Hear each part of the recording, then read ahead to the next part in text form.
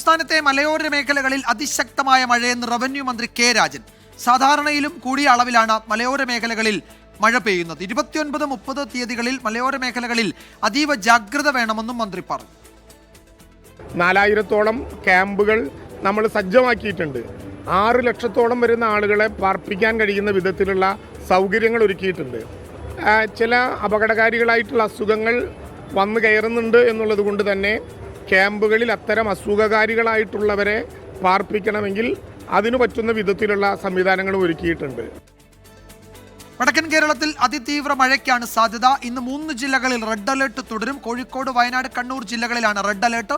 8 ജില്ലകളിൽ ഓറഞ്ച് മുന്നറിയിപ്പുമുണ്ട്. മേഘന മുരളി വിവരങ്ങൾ നൽകും തിരുവനന്തപുരത്ത് നിന്ന്. മേഘന, ഏറ്റവും പുതിയ കാലാവസ്ഥാ മുന്നറിയിപ്പിൽ എന്തൊക്കെ കാര്യങ്ങൾ പറയുന്നുണ്ട്?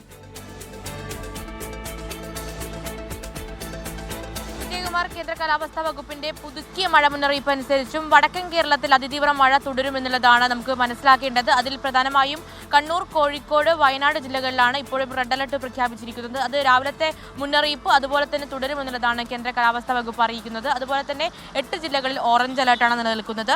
തിരുവനന്തപുരം, കൊല്ലം, ആലപ്പുഴ ജില്ലകളിൽ യെല്ലോ മുന്നറിയിപ്പാണ്. ഈ ജില്ലകൾ ഒഴിച്ച് ബാക്കി 8 ജില്ലകളിൽ ഇപ്പോൾ ഓറഞ്ച് അലർട്ട് കൂടി കേന്ദ്ര കാലാവസ്ഥാ വകുപ്പ് പ്രഖ്യാപിച്ചിട്ടുണ്ട്. അതായത് ഈ മഴയുടെ ശക്തി അതുപോലെ തന്നെ ഇന്ന് തുടരുമെന്നുള്ളതാണ് കേന്ദ്ര കാലാവസ്ഥാ വകുപ്പ് പറയുന്നത്. അതുപോലെ തന്നെ കോഴിക്കോട്, വയനാട് ജില്ലകളിൽ നാളെ റെഡ് അലർട്ട് പ്രഖ്യാപിച്ചിട്ടുണ്ട്. പക്ഷേ നാളത്തോടു കൂടി തന്നെ ഇന്നും ഇന്നലെയും പെയ്ത മഴയുടെ ഒരു ശക്തി കുറയുമെന്നും കേന്ദ്ര കാലാവസ്ഥാ വകുപ്പ് പറയുന്നു. കൂടാതെ ഈ ബംഗാൾ ഉൾക്കടലിൽ ഒരു ന്യൂനമർദ്ദ സാധ്യത കൂടി കാണുന്നു.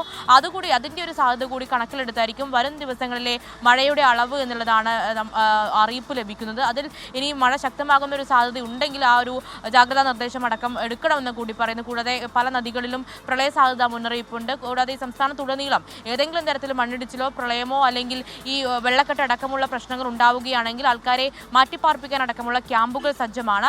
അതിൽ ഏതെങ്കിലും തരത്തിൽ ആൾക്കാർക്ക് മാറ്റിപ്പാർപ്പിക്കാൻ ഒരു അധികൃതർ നിർദ്ദേശം നൽകുകയാണെങ്കിൽ അത് പാലിക്കണമെന്നുള്ളൊരു കർശന നിർദ്ദേശം കൂടി ഇപ്പോൾ കേന്ദ്ര കാലാവസ്ഥാ വകുപ്പും റവന്യൂ വകുപ്പും നൽകുന്നുണ്ട്. എന്തായാലും ഈ മത്സ്യബന്ധന തൊഴിലാളികൾക്കടക്കം ഇപ്പോഴും വിലക്ക് തുടരുകയാണ്. കടുത്ത ജാഗ്രത വേണമെന്നുള്ളത് തന്നെയാണ് കേന്ദ്ര കാലാവസ്ഥാ വകുപ്പ് അറിയിക്കുന്നത്. 3 ജില്ലകളിൽ റെഡ് അലേർട്ട്. കോഴിക്കോട്, വയനാട്, കണ്ണൂർ ജില്ലകളിലാണ് റെഡ് അലേർട്ട്. 8 ജില്ലകളിൽ ഓറഞ്ച് മുന്നറിയിപ്പുമുണ്ട്. മേഘന മുരളിയാണ് വിവരങ്ങൾ നൽകിയത് തിരുവനന്തപുരത്ത് നിന്ന്.